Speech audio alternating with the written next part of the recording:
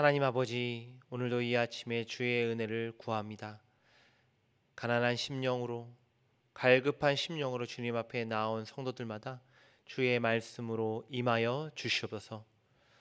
성령 충만을 통해서 우리가 이 어두운 시기를 능히 이기고 또 이 세대에게 소망을 전달하는 주의 선지자들이 되길 원합니다. 오늘도 이사야 선지자의 말씀을 통해서 주의 소망을 품고 더 나아가 우리 주변에 그 아름다운 복음이 흘러가게 하는 귀한 사명을 잘 감당하게 하여 주시옵소서. 특별히 오늘도 주님 애통하는 심령으로 또 갈급한 심령으로 주님 앞에 부르짖는 기도 제목 하나하나에 주님께서 친히 응답하여 주시옵소서. 각 가정의 기도에 귀 기울이셔서 그 가정의 평안으로 임하시고 주님의 도움의 손길로 임하여 주시옵소서. 또 사업장과 일터를 놓고 부르짖는 심령들마다 주님 불쌍히 여기시고 도와 주시옵소서. 그리해서 경제적으로 어려운 그 모든 이 상황들이 풀리게 하시고 또 헤쳐가는 길을 여셔서 주님의 도우심을 체험하는 시간들 되게 하여 주옵소서. 또 육신의 연약함으로 또 마음의 병으로 인해 고통받고 있는 성도들이 있다면 주님의 손으로 치유하고 안수하여 주시옵소서. 그리해서 오늘 우리의 모든 기도에 주님께 응답받고 또 주님이 주시는 그 평안 가운데 승리하는 우리 모든 정륜교회 성도들 되게 하여 주시옵소서. 감사드리며 예수 그리스도 이름으로 기도하옵나이다. 아멘. 우리 찬송가 525장 함께 부르겠습니다.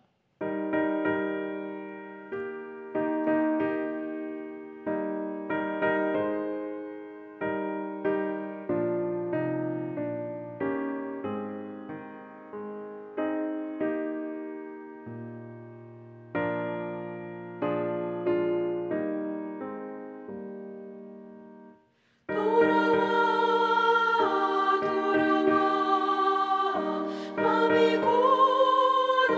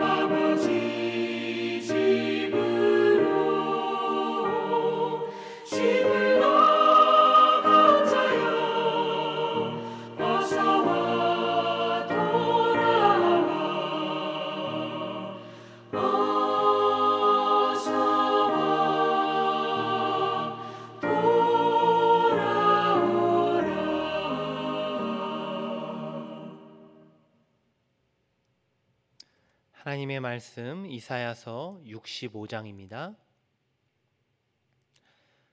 이사야서 65장 1절부터 16절까지인데요. 본문이 길기 때문에 1절, 6절, 13절, 15절만 제가 읽어드리겠습니다. 나는 나를 구하지 아니하던 자에게 물음을 받았으며 나를 찾지 아니하던 자에게 찾아냄이 되었으며 내 이름을 부르지 아니하던 나라에 내가 여기 있노라 내가 여기 있노라 하였노라. 6절입니다. 보라, 이것이 내 앞에 기록되었으니 내가 잠잠하지 아니하고 반드시 보응하되 그들의 품에 보응하리라. 13절입니다. 이러므로 주 여호와께서 이와 같이 말씀하시니라.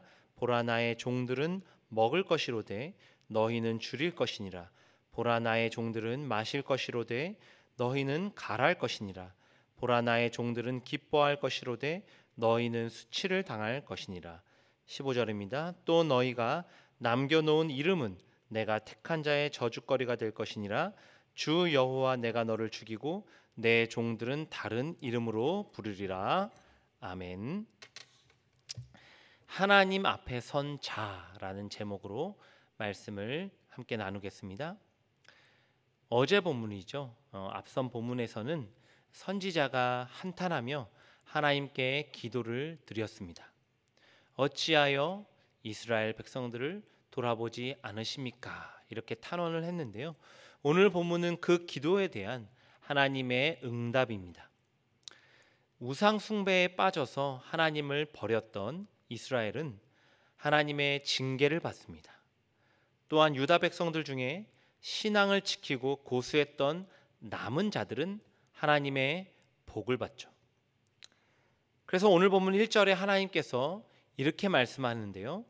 나는 나를 구하지 아니하던 자에게 물음을 받았으며 나를 찾지 아니하던 자에게 찾아됨이 되었으며 내 이름을 부르지 아니하던 나라에 내가 여기 있노라 내가 여기 있노라 하였노라. 백성들에게 하나님께서 응답하지 않으신 게 아니죠. 하나님은 늘 말씀하셨고 함께 하셨고 역사하셨습니다. 그런데 문제는 백성들의 죄악 때문에 그 하나님을 보지 못하고 느끼지 못했던 것이죠. 이스라엘은 하나님이 가장 싫어하시는 우상 숭배를 끊지 못했습니다. 이방 종교들을 들여와서 하나님의 성전 주위에서 제사를 드렸습니다. 부정한 장소인 무덤에서 종교적인 의식을 행했죠. 구약 시대에 먹지 말라고 한 돼지고기와 부정한 음식들을 먹었습니다. 행동은 이렇게 하면서 늘 마음으로는 자신들이 하나님이 택하신 선민임을 자랑으로 여기요 교만과 위선으로 가득했습니다. 이러한 백성들에게 하나님께서는 6절에 이렇게 말씀하시죠. 보라, 이것이 내 앞에 기록되었으니 내가 잠잠하지 아니하고 반드시 보응하되 그들의 품에 보응하리라. 하나님께서는 우상 숭배와 위선으로 가득한 이스라엘을 반드시 심판하실 것이다 말씀하십니다. 하나님은 결코 죄를 그냥 내버려 두시지 않고 반드시 심판하시는 분이시죠. 오늘 우리도 죄의 문제를 결코 가볍게 여겨서는 안 됩니다. 예수님을 믿는다고 해서 내 모든 죄를 다 사함 받았다고 해서 우리가 짓는 죄가 영향력이 전혀 없는 게 아니죠. 오늘 우리 안에도 하나님보다 더 사랑하고 의지하는 것들이 존재합니다. 이것은 살아계신 하나님을 한편으로는 무시하는 행위이기도 합니다. 모든 것을 지으시고 모든 것을 주관하시는 하나님을 앞에 두고서도 다른 것을 더 열망한다라는 것은 하나님에 대한 굉장히 큰 결례죠. 우리는 어떻게든 이러한 죄를 멀리하고 이 우상으로부터 떠나야 합니다. 왜냐하면 죄의 문제는 하나님과 우리의 관계를 자꾸만 멀어지게 만들기 때문이죠. 하나님의 말씀과 뜻, 또 그분의 역사하심을 못 느끼게 하죠. 그리스도인이 죄를 짓는 것을 아무렇지 않게 여기고 그에 대한 책임 의식이 없을 때에 그들은 예수님을 다시 십자가에 못 박는 자들입니다. 물론 우리는 때로는 연약하여 부족하고 그래서 죄로 인해 넘어지기도 합니다.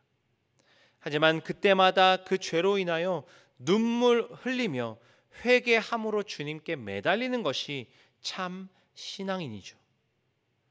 우리가 이 세상과 하나님을 향한 두 가지 마음, 양다리 신앙으로부터 떠나길 바랍니다. 늘 죄를 경계하며 습관적인 죄들을 합리화하지 않기를 바랍니다. 하나님께서는 그리스도인들이 반복적으로 죄를 짓고 그것이 고쳐지지 않을 때 반드시 제재를 가하십니다. 죄에 대한 대가를 치르게 하심으로써 주님께서 지신 십자가의 고통의 무게가 얼마나 큰지를 깨닫게 하시죠. 오늘 우리 안에 있는 또 내 마음 가운데 자리 잡고 있는 죄악들이 무엇입니까? 그것이 우상이든 교만이나 위선이든 하나님이 기뻐하시지 않는 모든 것들을 완전히 몰아내는 은혜가 있으시길 바랍니다. 그리하여 하나님이 보응하시기 전에 우리가 스스로 깨달아 주님의 은혜를 받고 충만히 그것을 누리고 살아가는 저와 여러분이 되길 간절히 소망합니다. 하나님께서는 유다를 심판하십니다. 그러나 완전히 멸하시지는 않으시죠. 왜냐하면 유다 백성들 중에 남은 자들로 하여금 이 남은 자들로 하여금 하나님의 구원의 역사를 이루어 가시기 때문입니다. 하나님은 유다 백성들 중에 아주 소수였죠. 이 남은 자들을 통하여 그분의 구원을 성취하실 것입니다. 비록 소수지만 유다 백성들 중에서 남은 자들은 하나님의 종이라 일컬어집니다.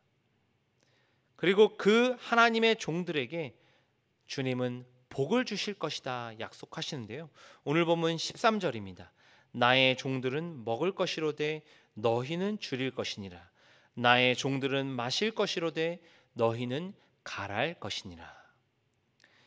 이처럼 하나님께서 자신의 종들에게 먹고 마시는 육체적인 복을 주시고요. 또한 13절 후반과 14절 후반에 보면 나의 종들을 기뻐할 것이로되 너희는 수치를 당할 것이니라. 나의 종들은 마음이 즐거움으로 노래할 것이로되 너희는 마음이 슬픔으로 울며 심령이 상함으로 통곡할 것이며.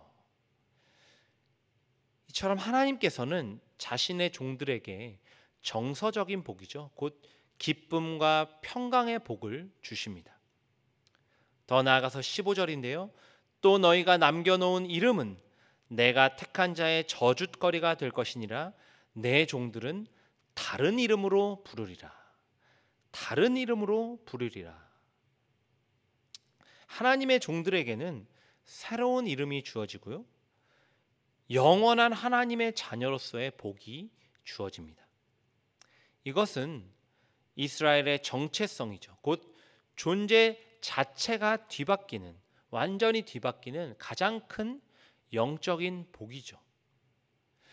이처럼 하나님께서는 이스라엘의 남은 자들을 통해서 그분의 역사를 이어가십니다. 또한 그 남은 자들에게 나의 종이라 부르시며 그들을 먹이시고 그들에게 평안케 하시며 새로운 이름을 주시며 그들의 정체성을 확립해 주십니다.